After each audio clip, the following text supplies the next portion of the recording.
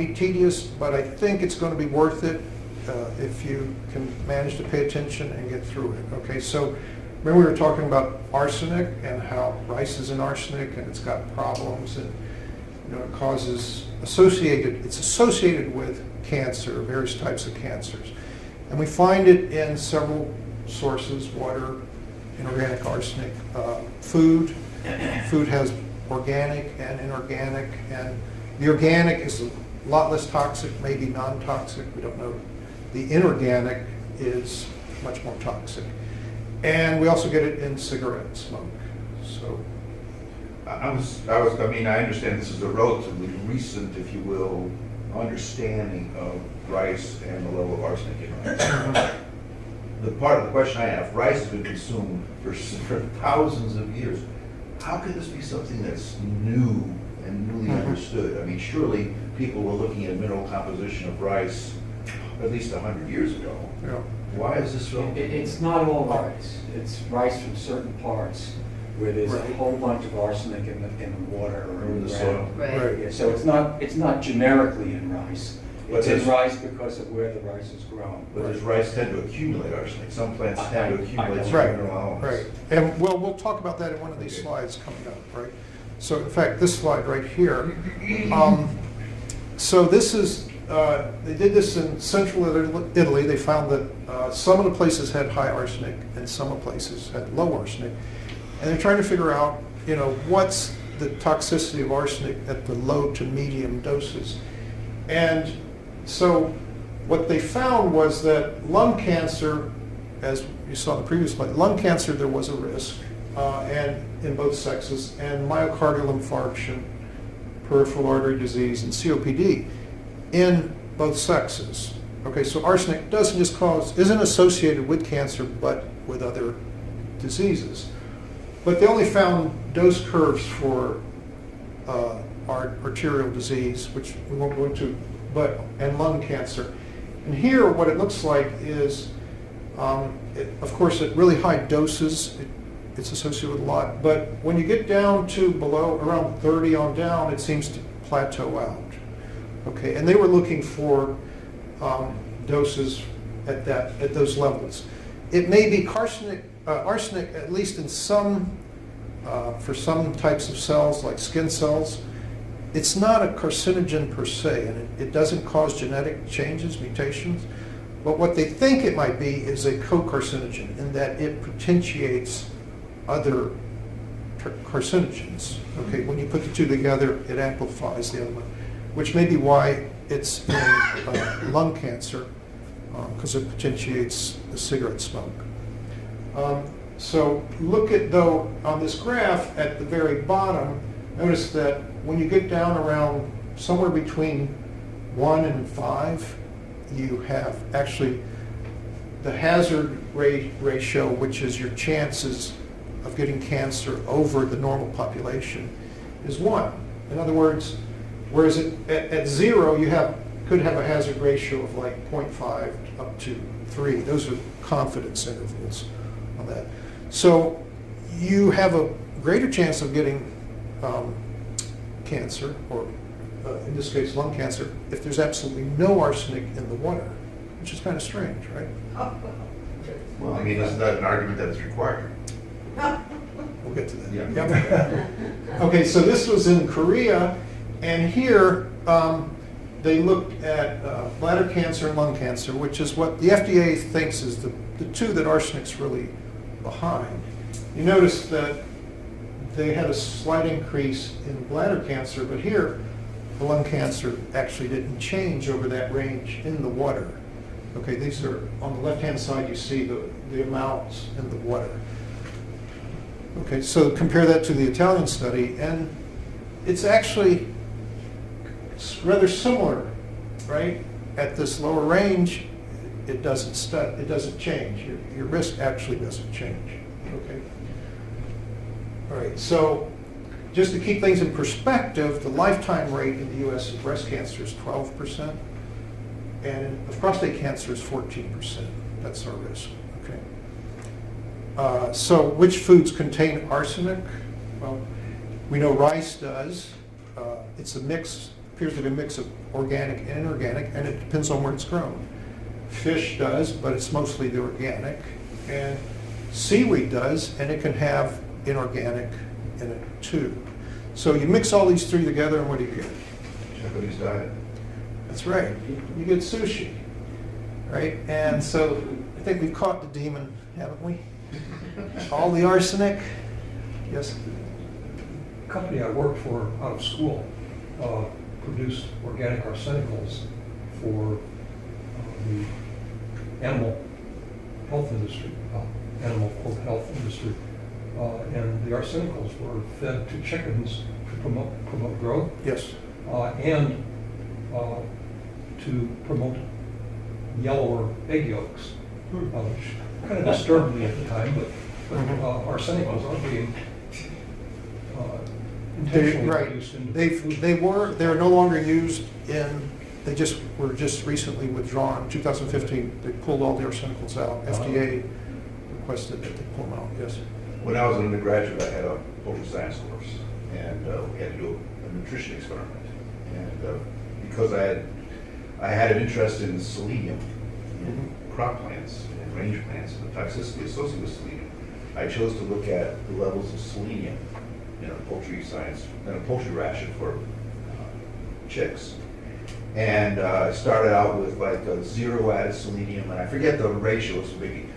And so I'm pulling these numbers out of the air, 5 parts per million, 10 parts per million, 20 parts per million, or something along those lines.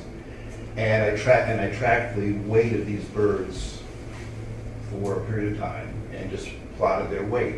And what I found was that the birds, and I was just following the recommendation at that time of the amount of selenium that should have been in the diet.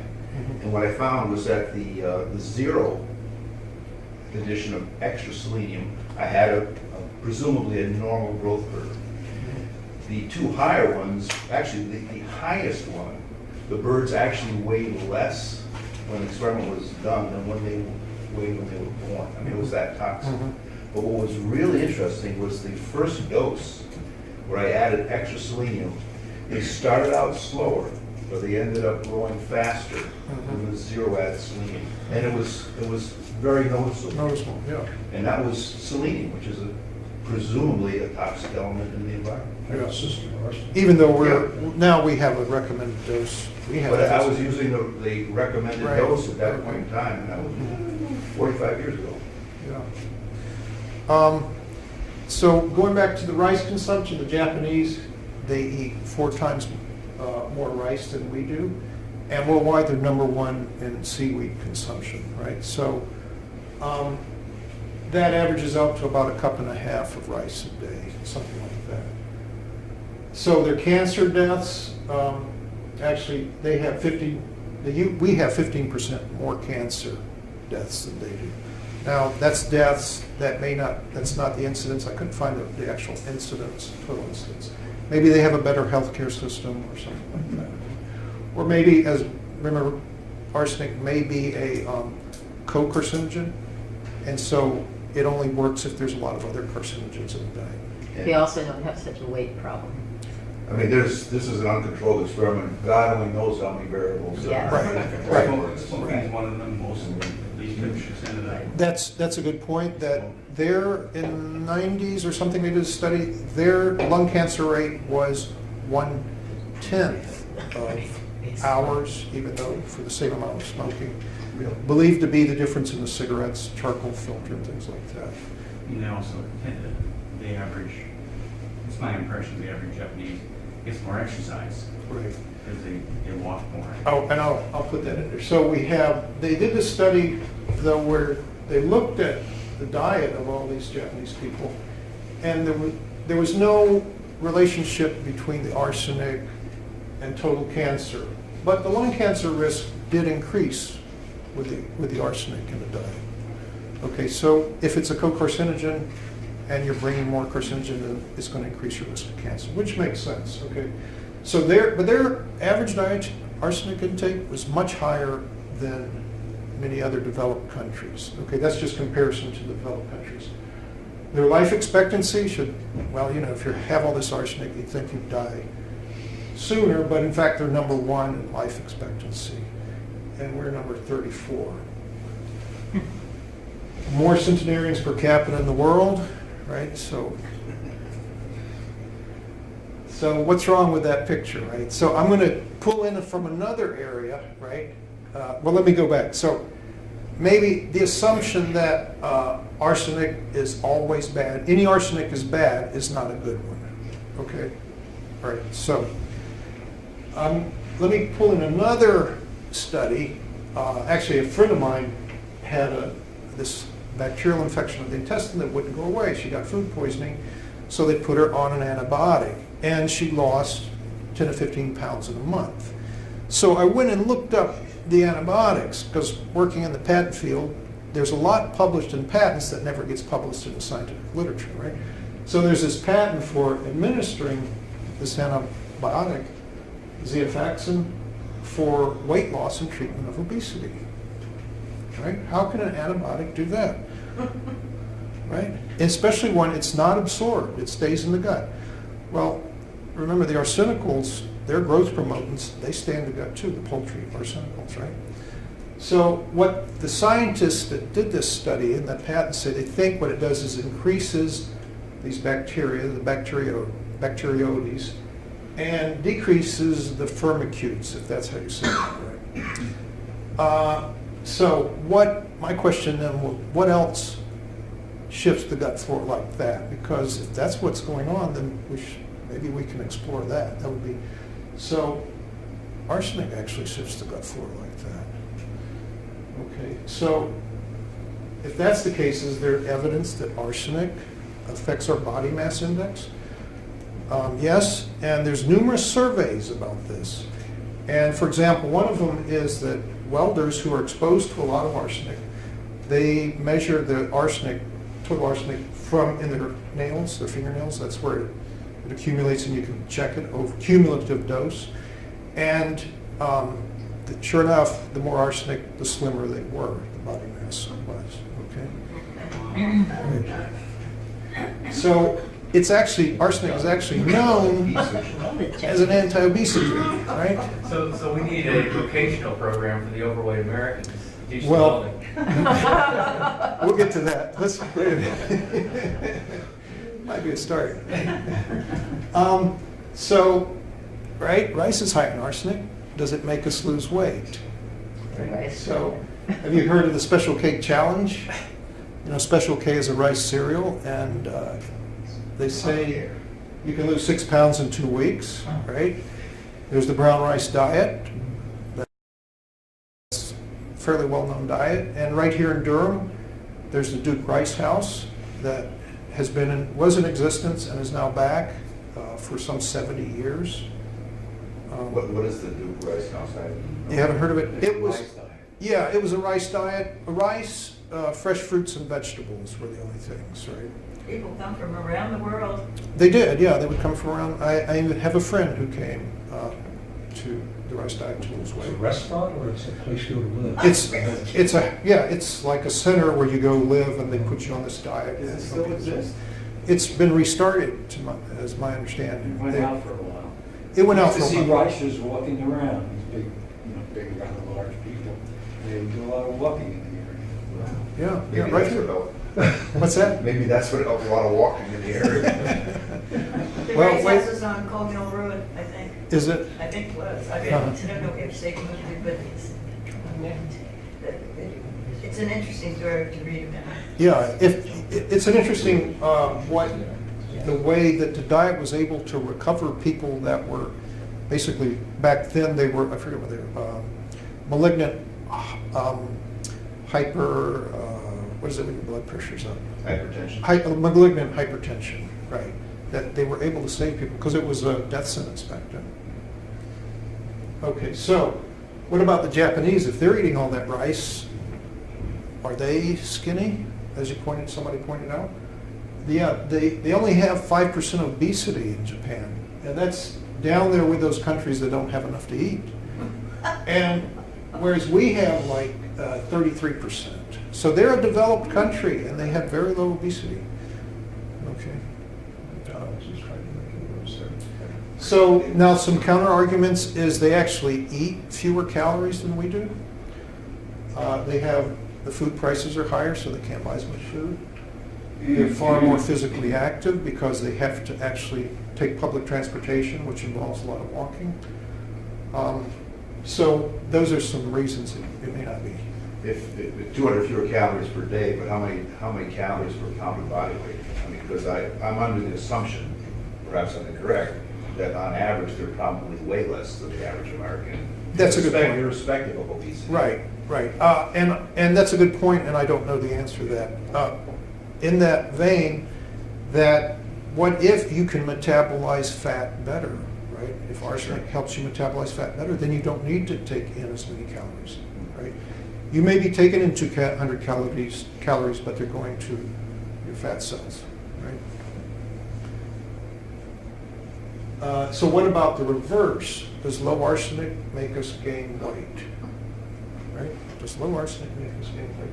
So they did this arsenic weather survey in Serbia to go see, and in the low arsenic areas, they had central obesity, which is obesity in the abdominal fat, right, not in the butt.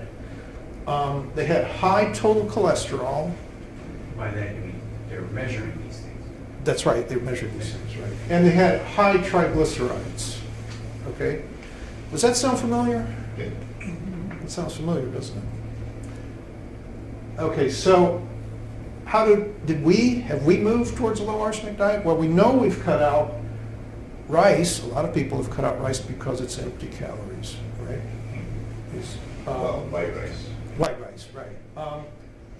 Certain way, The right? EPA lowered the standards, the water standards, from 50 parts per billion to 10 parts per billion. Okay, so, and they've been effective. We filter all our water now. Not all of it, but a lot of the time, a lot of the water we filter. Filter off the arsenic? Yeah, activated charcoal.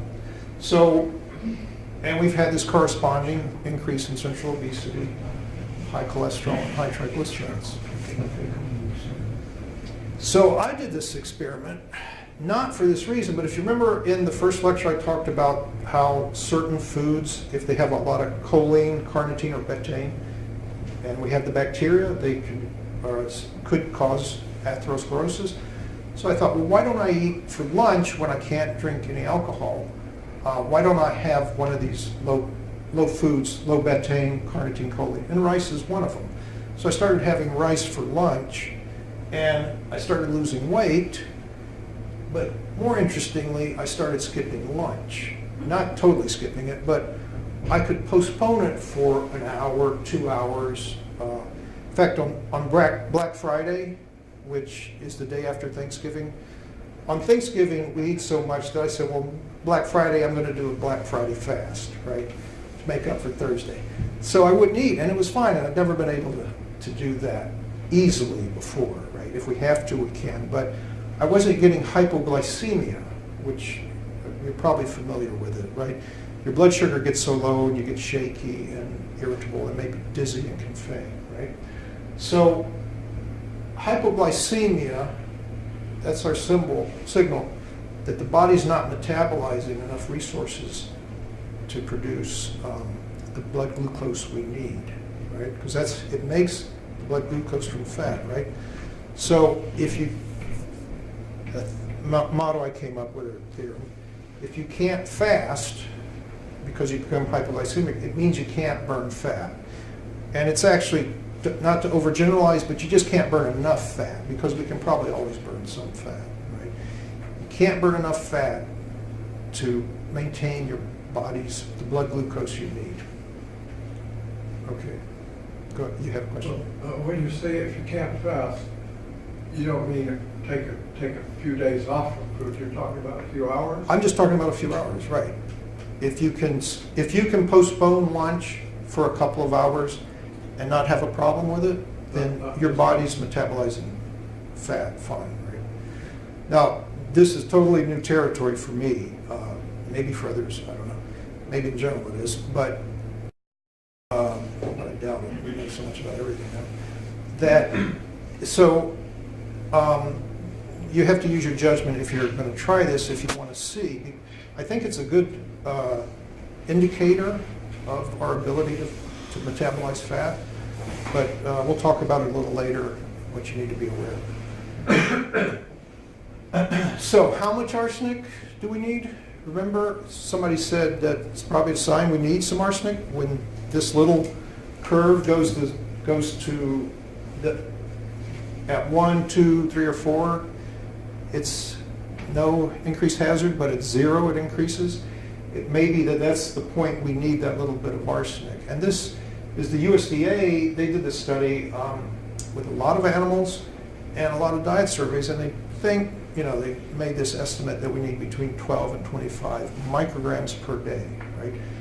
Now, the USDA, and they're conservative, coming out telling people to take a toxin like arsenic. So for them to come out and say this, I think that speaks to the validity. Yes. Do you know about how much arsenic is in an apple seed?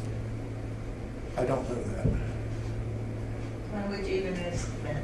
Why are Because you? if you wanted to dose yourself with arsenic, you could eat apple seeds. Well, it varies so much, right? Let's find out. It, Well, the reason I asked is because apples were a mainstay of American diet for the first 300 years, up until Right. Prohibition, yeah. when probably millions or hundreds of thousands of trees were wiped out by temperance people because they didn't want people making Make their own Apple brand, cider. Yeah. apple cider. And so, but the apple juice was fermented and drank. But I also wonder, our eating habits are different today. We want everything to be perfect. Right. Did people? I don't know. My grandmother ate apple seeds. Yeah. Not all of them, but it wasn't considered. Well, it depends on if you ate the core or not, right? Right. A lot of people don't eat the core. Accidentally eat an apple seed.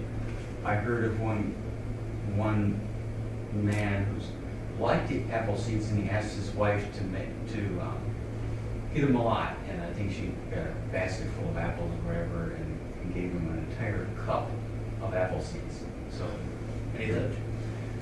I'm just reading He's my supposed to memory. die. I Isn't he don't know supposed to whether or die? not it's fixed or not, but I heard that he had died, but I don't know the source of that story. Maybe just fable. It's probably worth giving people an idea of how much a microgram is. Some Oh. 12 to 25 micrograms. Yeah. Is a very small amount. Right, you could probably, How many apple seeds in a Well, 12 they mentioned- microgram? how many apple seeds in a microgram? In a 12. There's, Well, it's No, 454 grams in a pound. all right, so if you have, what's maybe more practical is if you look at that, at the bottom, so you see the arsenic there is 10 micrograms per liter. Okay, you see the 10? That means 1 liter will provide you 10. So to get 12, you just need a little bit more than a liter, okay, of water. So it's a very small amount. I don't know how to say it, but before we go into that, let me come back. We'll come back to this so how are you going to calculate the dose, right? Well, I think the solution is don't try to calculate the dose, right? If you know that arsenic helps you burn fat, just see if you can fast. If you can fast, then you know you've got enough, right? So you can regulate the rice, if that's what you're going to use, regulate the rice in your diet to determine how much arsenic you're getting. I mean, I'm sorry, but I mean, if you can't fast, there might be, God only knows, any number of other reasons other than arsenic. That's right. I mean, it might be a metabolic, I mean, it might be sign of age, it's any. Right. Well, if there's something like that, if you're saying, well, I'm eating, like the Japanese eat 1.5 cups of rice. If it takes a lot more than that, then you need to go talk to a physician about that, right? I mean, I'm saying, using myself as an example, which I don't consider to be science, but I know that if I skip lunch, I can get to maybe about 2 o'clock, 3 o'clock, and then I might start to experience some hypoglycemic reaction, depending on Yes. how active I am. Right. Me personally, I don't interpret that as an indication of how much arsenic is in my diet. I interpret that as, well, I'm just that much older, and my metabolic capability in burning fat. But you're already, but that's because you're interpreting it that way. Did you know that arsenic burned fat before just meeting? No, I didn't know that. But, so think about it No, but over time. I'm pointing out that there might be any number of I reasons. totally agree Other with you. than Yeah, the I level totally, of arsenic. yeah, I totally agree with you. There could be other reasons, so you have to use your good sense, right? Mhm. Don't say, well, I'm up to 10 cups of rice and I'm not losing any weight and I can't fast. Can you go back to the slide with the It's curves? yeah. It's showing micrograms per liter of arsenic, micrograms per liter of what? In Blood? drinking water, no, in drinking water. Drinking water, okay. Right, this is a water survey, right? This is the municipal water in central Italy. Okay. And how many days or weeks did you do the rice for lunch? I would do it, I don't know, 4 or 5 times a week. Okay. Sequentially or not? What's that? Sequentially? I mean- No, it's not. It accumulates, so you don't have to do it every day. So, I mean, it is the rice diet, right? I did it, I stumbled on it my own way. Yeah. So if you're going to try this, of course, remember hypoglycemia can cause you to faint, so don't fast and then go out and drive your car right, somewhere. So you guys can read these, I won't. I know you can read, so I'll just go through some of the symptoms of low blood sugar. Okay, so if you do experience, some kind of lightheadedness, or your hands are trembling or shaky, drink some high sugar beverages, and then eat something, right? To get, otherwise, you'll have the rebound effect. Although fructose is actually pretty good as far as glycemic index, it's not bad. Another source of arsenic is actually mineral water, and I know most, in fact, all of the mineral water providers, they don't tell you what's in it because obviously if you see, oh, it's got 4 grams of arsenic, micrograms, people wig out and won't want to buy it. So they just say it's within standards, right? Below the 10%, that 10 micrograms per liter that we need, right? But some people have analyzed them, and I know one we have here is Pellegrino, you can get it, and it's like 1.4. Okay. Nonetheless, remember that those studies, that study done in Italy was municipal water, and they used it for drinking, for bathing, for cooking, so when you cook your pasta in the water, it's going to soak up a little arsenic. So that you have to bear that in mind. So once again, there's a lot of different factors that go into this, right? Now, I had this experience where I moved from Raleigh to Chapel Hill, and Raleigh, they reported, I looked up the water quality, and they reported it at less than 5, right? Which is code for 1, 2, 3, or 4, because...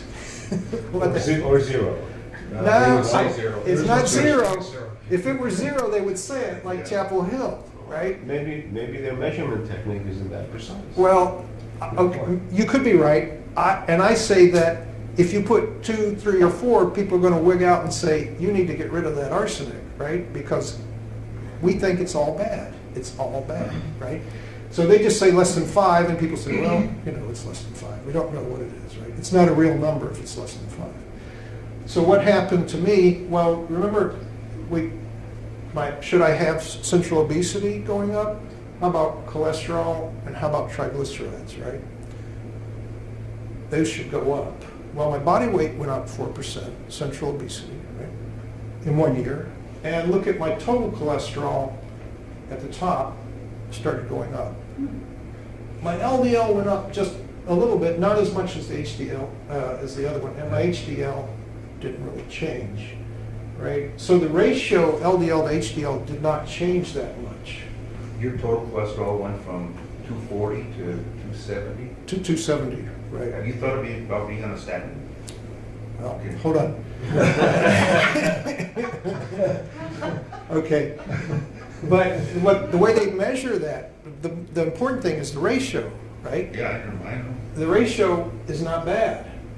Okay, but what about my triglycerides? Wow, that went way up. And I just moved 30 miles. I didn't change my diet, at least I don't think I did, right? Any exercise, change in exercise? Not much change in exercise. In fact, I may have gotten more. But, so you have to take it as just one data point, and, you know, you don't know what all. Yeah, I mean, you're plotting it out, but they're really just 2 data points there. Right. July 1 and what, May Right. 1? Right. It's really just 2 data points. But it fits the pattern that these guys are saying, that Yeah, arsenic, but how variable is this over time? that's a good point, right? It does vary, and they say you shouldn't go in and get your cholesterol done, right? So what I hope to do is maybe get other people who have switched their water supply to see, you know, what happens. Now, you know, now we have these electronic measurements, we have all our medical records online. We can quickly find out and plot what happened when we change locations, right? Okay. And I think getting to what this gentleman was talking about a minute ago is maybe finding out what the real numbers are as well. The Right. 0 means it's less than 1. There's no decimal points after the 0. That's right. So you don't know how many How picograms per liter Right. in Raleigh or Chapel Hill. It'll be interesting to compare the more precise numbers. Right. And were the medical labs the same? Same hospital, presumably the same lab. Maybe. Yeah. Those are still some big changes. Right, especially the The triglycerides. triglycerides, yeah. Right, that's That's- doubling in your triglycerides, right? But again, I'd be interested in knowing what the long-term trend Yeah. was. I mean, if you'd gone back to May of 2013, it might Right. have been 213 as well. Well, right, what I didn't have them Right. earlier, and, but I will say that my cholesterol has always been right there around 220, 230, 240, something right in there. And they've always said, well, it's borderline, so there's no need to worry. But to jump like that is pretty impressive. So this is also something saying that we can each do, right, and see. You probably want to know, some of you, well, what's the arsenic level in Durham, right? Well, I don't know. I look, they don't say on water quality. Something that's also, since I was in the arsenical industry for a little while, Uh-huh. in the South, they used to use arsenic acid to defoliate cotton to make it easier to pick. So there could be a lot of ground water Yes, residual, Right. so depending on the water supply. right. There There, could be yes. varying amounts of arsenic because of that. There is that. Now, the FDA, or I guess it's the FDA, or EPA controls the water supply. They're making the municipal water supplies get the arsenic out. Okay. That also explains the level of arsenic in rice, because you know, cotton and rice would be often grown in the same area. That's right. And That's- if you moved out of cotton, depending on where you are, I mean, the arsenic doesn't disappear. Mhm. It's a mineral element. Right. And if you converted that land to rice production, well, That's you right. might have an opportunity. And it may explain why some people eat a lot of rice and they see no effect, because there's no arsenic in Yeah. the ground, right? And maybe if we buy some rice from somewhere and we try this experiment and say, hey guys, it's not working.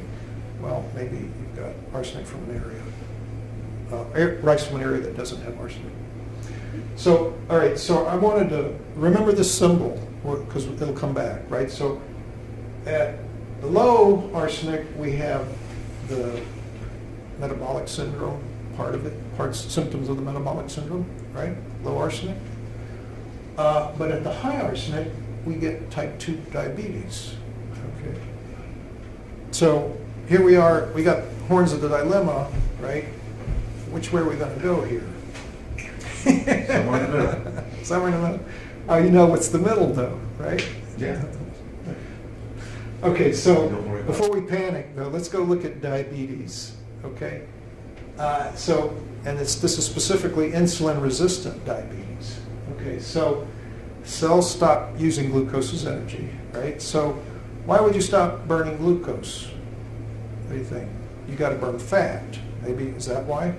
So why would you want to burn fat? Where else does fat come from besides just pure fat? From amino acids, okay? So why burn the amino acids? You guys should know the answer by now. To rebalance the amino acid levels in the blood, right? Which is what we need. So is there evidence for an altered amino acid ratio in the blood in diabetes? Okay. And yes, there's lots of it. Okay, so remember these guys? Okay. All right, so elevated amino acids in diabetes, just straight diabetes. Leucine and isoleucine, two of those amino acids, strongest predictors of insulin resistance. Higher fasting leucine, those five guys. Now the underlying ones are tryptophan competitors, right? These, same thing. Those tryptophan competitors are associated with impaired glucose tolerance. Okay. Pediatric, same thing. Okay. Gestational, same thing. Fasting, not diabetes, but fasting, this is interesting, it tends to get those guys first. Fasting tends to pull out the branched chain amino acids. It lowers them. Okay. So it comes back to the question, if you can't fast, slightly altered, not just fat, but branched chain amino acids, can you burn enough of them? Okay. So remember we said that when you had that altered ratio, you got depression, right? Well, is there evidence that depression and diabetes are found together because we've got the same altered ratio? Well, it's decreased. I'm sorry, I jumped ahead. This is depression. So this is a sign that you have an altered ratio in depression, which this is a reference which I should have given you guys in the second talk, right? So we have a couple of papers that show that, okay, from 1990, by the way. Now, if diabetes and depression, if they both have this altered ratio, then what's the relationship between them? Okay, so in 39 studies, if you had diabetes, you had a 50% chance of having depression. Okay. What is a meta-analysis? That is where they don't actually do the study. They take all the studies and analyze them and summarize them. Okay. And what's the chance of depression in a normal population? It depends, but it depends on how you define it. I don't remember offhand. No, I'm just, is it 25% or is it 5%? Well, okay, so I think in the U.S. you can have I don't remember the exact numbers, but clinical, you can have the chances, the population at any given time, somewhere like 3% or 5%, but it's less than 10. But to have a major depressive episode in the past year, it was more like 30%. Okay, so going back to this, so there's associated with diabetes and depression are associated with each other, comorbid, so to speak. But here's the really interesting study. So you have diabetes and you treat it with drugs to prevent the diabetes. The depression occurs sooner.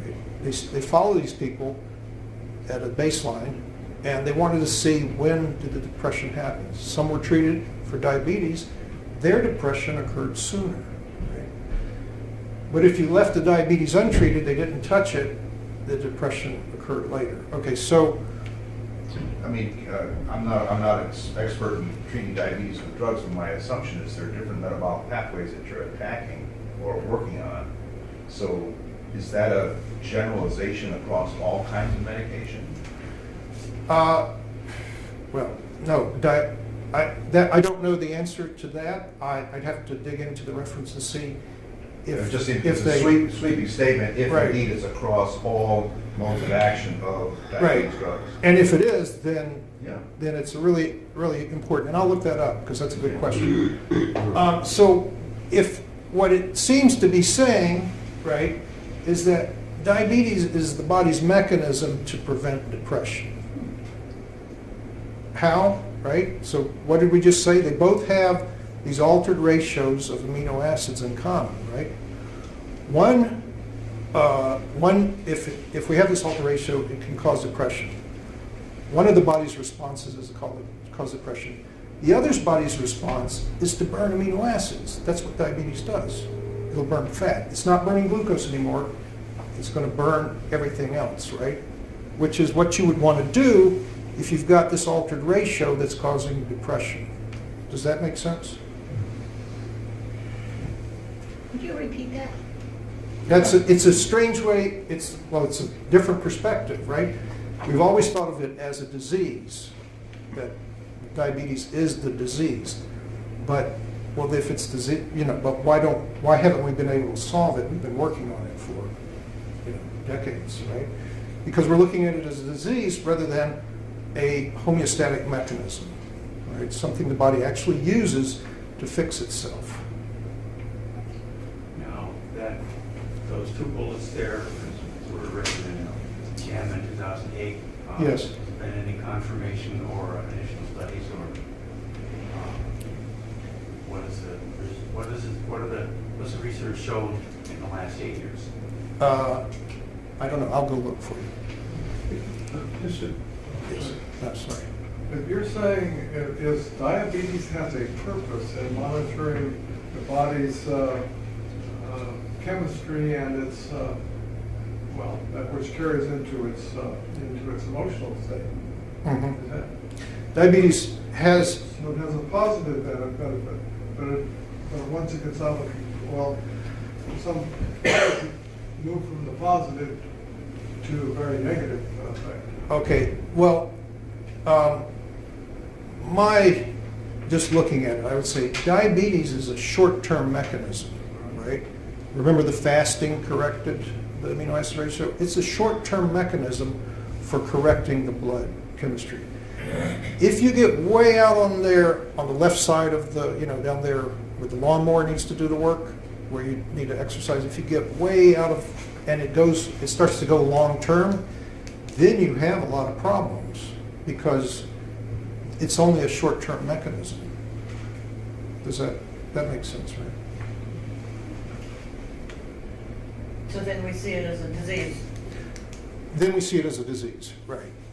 Exactly. I mean, the long-term, there's nobody in this room who isn't aware. I assume that the long-term effects of diabetes is extremely serious. I mean, in terms of amputation, blindness, early death, Right. the list goes on and on and on. Right. It kills your, destroys the fine Yeah. blood vessels, which is your kidney and liver. Yeah. Yeah, They it's, cease to function and you die.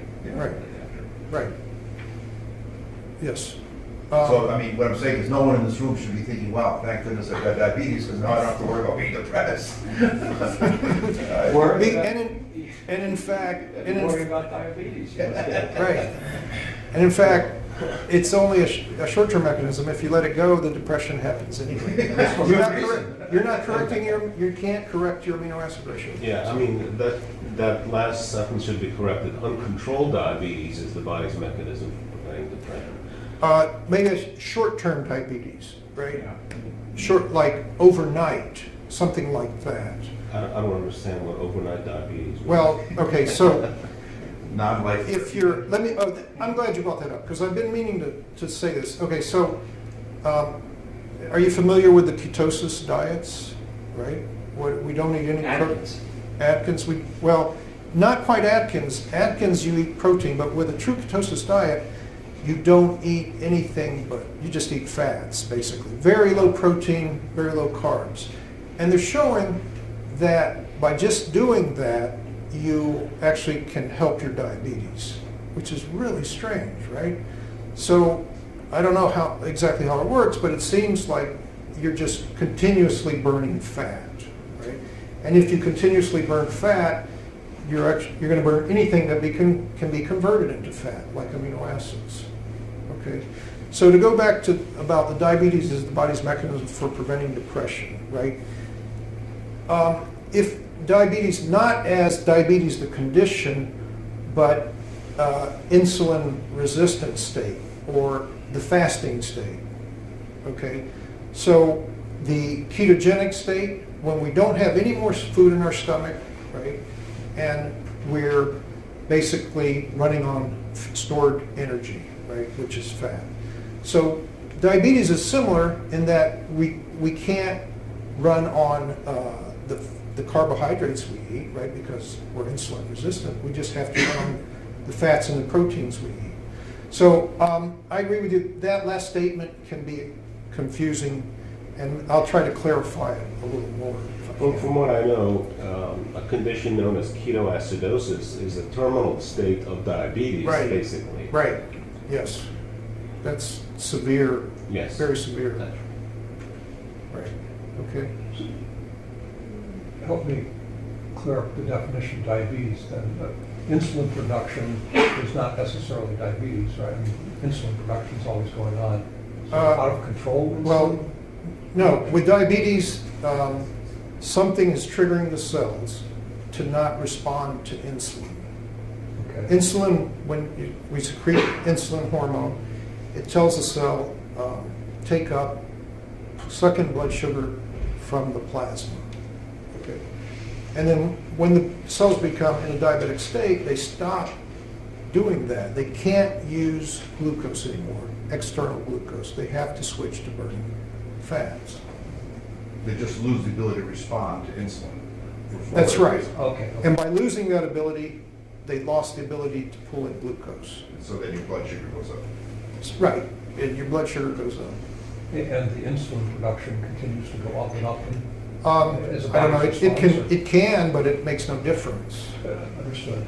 Right. But doesn't that also, high levels of insulin lead to inflammation issues and other Probably, I don't know. body function issues? I don't know. Okay.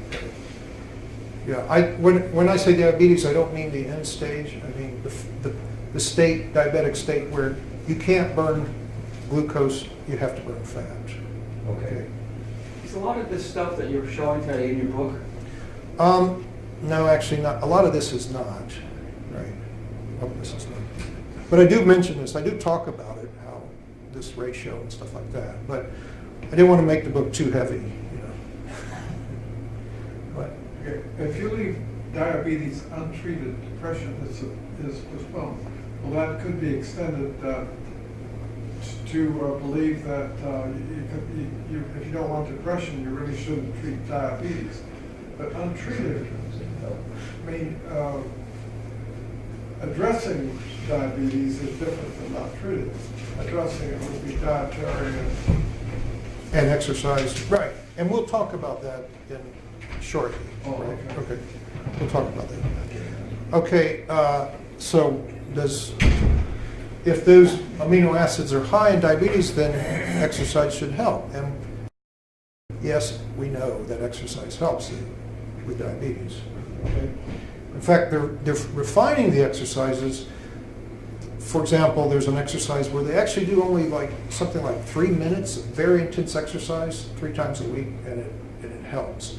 So I don't know. It'd be interesting to see if that type of exercise actually just burns more amino acids than fat or something like that. We'll have to see. So, because of course, remember, exercise changes that ratio, right? And that's what we need, because if that ratio is altered in diabetes, right? I hope just like this motivates some, who was it, you, to exercise, right? It motivates people with diabetes to exercise too. Okay, but there's a diabetes conundrum, Oh, right? dear, like the heart. What's that? Like the heart. Just like the heart. That was a paradox, though, wasn't it? This is a conundrum. So it's associated. We know diabetes is associated with obesity, right? But you can be diabetic but not obese. Okay, you've heard of that. And conversely, you can be obese but not diabetic, right? So what's going on with that? All right. So if we can answer that, I think it'd be more convincing evidence, right? So remember that the arsenic symbol over there. You have on the left. That one is, the low arsenic, you were obese, high arsenic, you were skinny. And then the tryptophan rating, remember that? We had, if it's low, you're sad and maybe diabetic because you had that all heavy into competitors. But if it's high, you can be happy and not diabetic. Okay? So if we have high arsenic and high tryptophan, we can be skinny and happy, right? And not diabetic, right? All right. If we have low of both, we'll be obese and diabetic, and this is what we're And expecting. depressed. And depressed, right? Because they have got a good chance of having both, right? This is what we're expecting, right? If somebody's fat, we say, you're diabetic. Somebody's skinny, you're not, right? But then let's look at the other way. If somebody has high tryptophan but low arsenic, right, they're fat and happy. Does that make sense? Does that fit? Right. Good place to be. Right. So that answers that part of the conundrum, right? How can you be obese but not diabetic? Okay. So over here, if you have high arsenic but low tryptophan, you can be skinny but diabetic, right? Or and depressed. But you left out the cancer that you described before, particularly in the upper right-hand corner. The cancer? The what? The lung cancer. Oh, yeah, but this isn't about cancer. This is just about explaining the different phenotypes, if you will, of diabetes, right? How can we have people who are overweight, obese, not be diabetic, and conversely, people who are really skinny be diabetic, right? So to help you remember this, right, you're skinny and diabetic, right? Go back to Shakespeare. Remember Shakespeare, young Cassius has a lean and hungry look? He wasn't talking about, I don't think, food hunger. He was talking about envy, maybe social phobia, some of these other things. Paranoid jealousy, right? That was the hunger he was talking about because he had such low tryptophan rating. But he also had low, high arsenic, so he was really skinny. Okay? But did somebody have a question? No? Comment? All right. Now, over here, right, you want to be skinny and happy. Well, run around all day and eat rice, right? Skinny and happy. Okay? And not be diabetic. But if you want to be fat and happy, you know, the happy Boo diet, right? Full stuff. What's that? Full stuff. False step. False. Shakespeare. Okay. All right. Now, if you say, well, I don't want any arsenic. Well, there's always that antibiotic, and it'll probably be ready in a few years. You can have that, which will be just like chickens. Then we'll have our own growth promotant that we take, a little bit every day to change the gut flora in our bodies. So, what about Japan? Right? What do we know? Are they depressed if they're so thin? Do we know? What would you say? Entire nation, you want to come up with a diagnosis for an entire nation of people? Well, we don't know what the tryptophan rating is, right? We don't know, so we can't really say. Well, you could look at the national suicide rate, I suppose that'd be one indication. Well, yeah, that's a good point. So we look at diabetes, right, and it's high, right? So remember, diabetes and depression go together. So even though they have a 5% obesity, very slim people, right, they have more diabetes, which they don't fit, right? The suicide rate, as you mentioned, they're actually number 17. They're way up there. And they say depression, they wrote this in Japan Times, right? So they seem to be over here, the left-hand side, right? Skinny but depressed. Now this is a statement that they talk about. I'm just putting this out to give you the feel for what's going on here, right? Where I certainly can't disagree that you should put a date on that. Oh, okay. It's very recent. Sorry. Thank you for pointing that out. Let me go back to this and say, okay, so where did we get this idea that obesity was the cause of diabetes? Well, how could we, with all this data, how could we say, well, if you're obese, you're going to be diabetic? Because probably when we were starting out doing these studies, we would go to a specific municipality, right, and check everybody. They were all on the same water, right? They were probably all on the same water. So the arsenic level was constant, it didn't vary.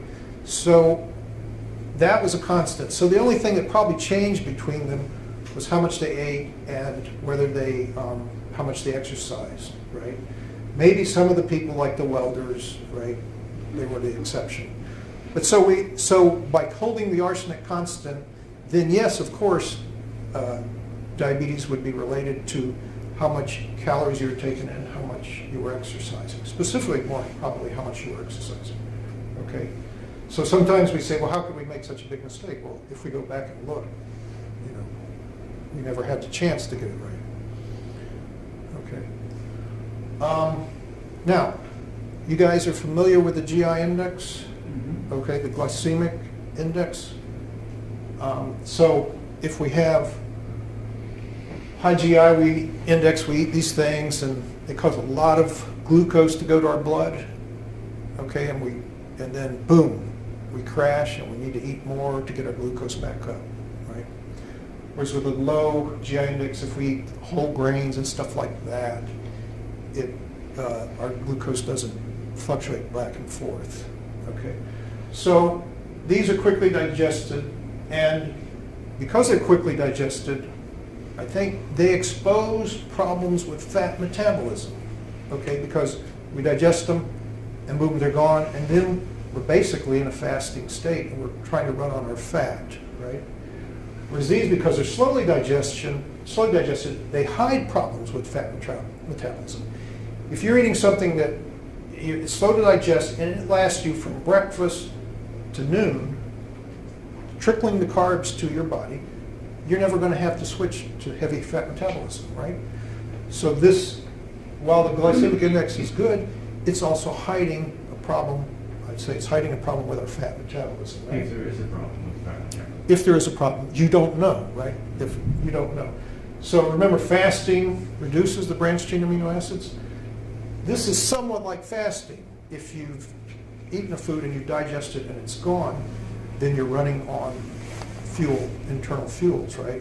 That's what fasting is.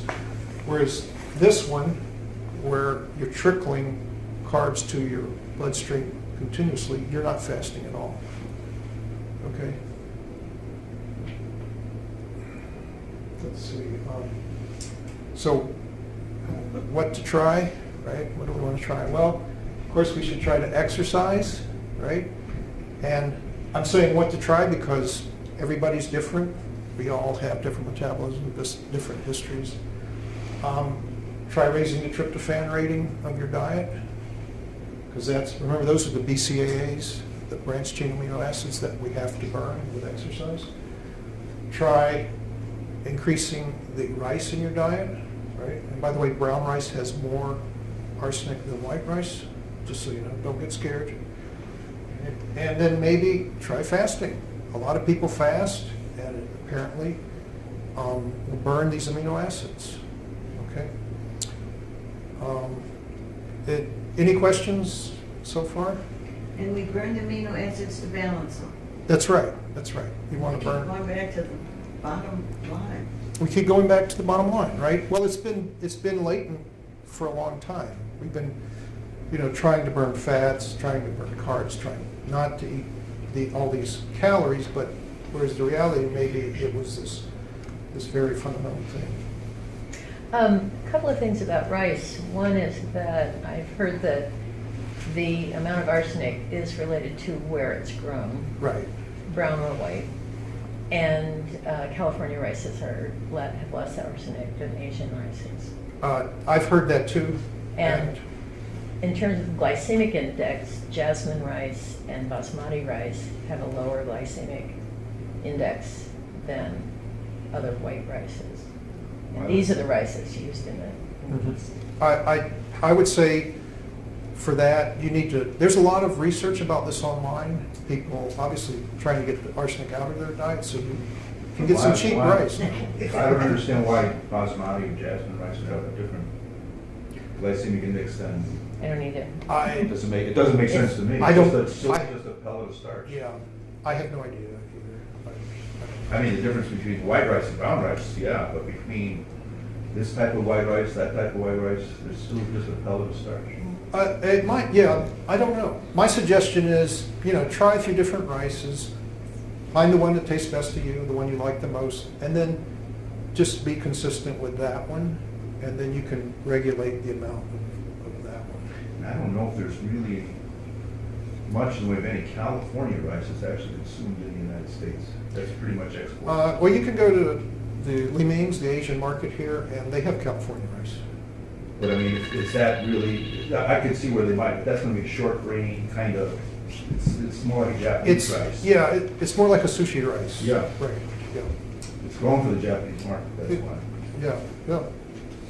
Yes? I guess something I would appreciate is if you could put together some kind of flow chart, and you talked about choline, tryptophan, and now arsenic, to show how those molecules feed into biochemical pathways and Okay. the outcome that we would expect. Because I'm starting to feel confused about Right, that's how okay. these are all acting, and that would be very helpful to me. Okay, sure, I can do that. You want it in a summary slide, is what you're Yeah, that'd saying? be fine. Yeah. Arsenic, I don't think we know where it feeds into. We're not sure. I don't know if anybody knows. Somebody knows, but he's not talking. Anyway, any more questions? Well, fasting in its simplest form, I'm trying to, relate it to my daily existence. Are you suggesting that I should eat or postpone my meals until I'm really hungry? Or how do I include fasting in my daily experience? I'm not an expert on fasting. I would suggest you talk to a nutritionist about that, right? There's so much more to it than just not eating, right? So I would suggest you talk to a nutritionist on that. I can't tell you more. Was there another question? I'm an eager eater. You're what? I'm an eager eater. Eager eater? See it, yeah. If it's there, you'll eat it? Is that what you're saying? If it's there, you'll eat it? Yeah. Whatever, if I get hungry, I want to have something. Right, okay. One of the things I would suggest, though, is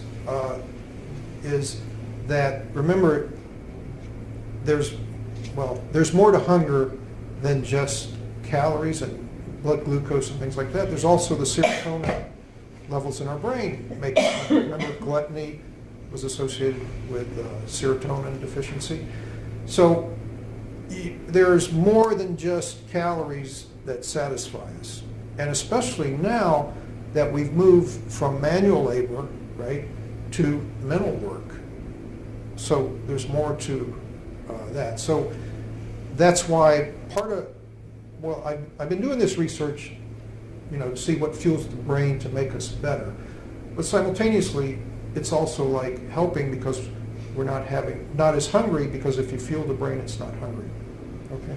I've noticed myself that if I, especially when it gets close to lunchtime, I will not be hungry at 11:45. 12 o'clock, I go from not being hungry to being hungry within like the span of like minutes. Oh, yes. Yeah. And then if I don't eat lunch, which happens frequently, by 1 o'clock my hunger is gone. It's so driven by the diurnal clock. Yeah, right. It's almost a little scary. Right, the body ramps up certain enzymes, and in fact, part of some of the things I've read is that if you're not used to eating something, like I mentioned at the beginning of class, and then you eat a lot of it, you can get problems with it, right? You can overload the system. Right? The digestive tract isn't stupid. Yeah.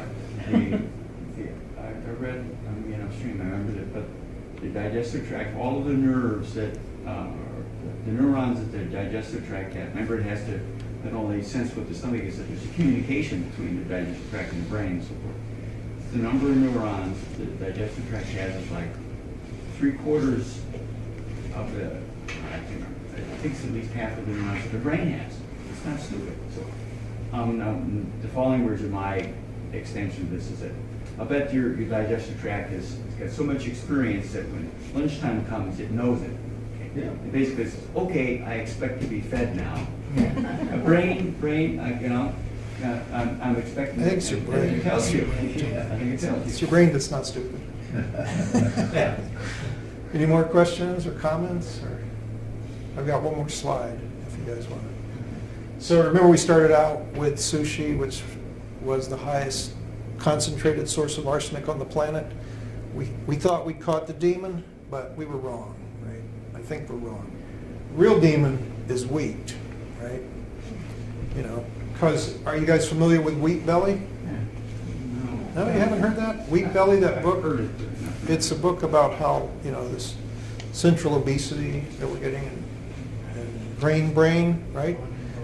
Well, what if that's not really due to the wheat, but just the lack of rice, right? And it's really just lack of arsenic belly. It's not wheat belly. And the reason I'm bringing this up is because next time we're going to talk about the first civilizations on the planet and how one of the very first crops was the cereals. And the second thing that we need to, I think the underlying theme, overlying theme is that we tend to demonize stuff, right? When we have a problem, we go looking for a cause rather than a deficiency, right? And so, because we want to blame something. A cause rather than just the last word. Deficiency. The lack of something. Right, we want a surplus of something rather than a deficiency of something, Oh, right? I see. It has such and such, therefore it's bad, so we gotta get rid of it rather than Right. what's missing. And the other thing is also tending to throw the baby out with the bathwater, right? Oh, we gave a lot of arsenic to these animals and they all got sick, well then, all arsenic is bad. Right? The guy who drank a gallon of milk, right, and killed himself drinking a gallon of milk, well, we need to stop drinking milk, right? We tend to make that overgeneralization. Okay, and I think that's it. So if you guys have any more questions, I'll hang around if you want to ask some more.